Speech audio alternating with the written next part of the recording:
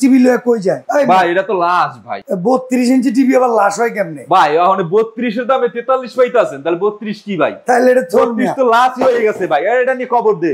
আচ্ছা, এই যে দেখেন 43 ইঞ্চি android double glass voice control Google operating সহ 4K, আর কি লাগে এটাতে ভাই? ওই দেখেন কত বড় একটা ভাই 3000 প্লাস কিন্তু চ্যানেলও ফ্রি আছে। 60 সে ভাই তো পুরো ক্লিয়ার। তো ক্লিয়ার হবে না কেন ভাই? 4K টিভি ভাই, ক্লিয়ার হবে না কেন?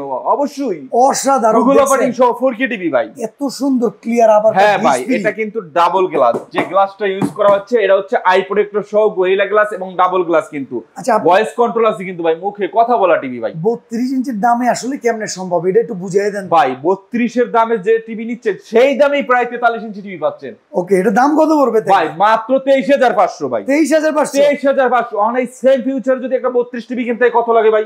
মিনিমাম 23-24 টাকা লাগবে। তাহলে আমি 23500 টাকায় 43 ইঞ্চি টিভি পেয়ে যাচ্ছেন, কিন্তু তাও Android double glass voice control Google operating সহ টিভি ভাই। বাজেট যদি 3200 হয় পেয়ে যাবেন 43 43 ইঞ্চি।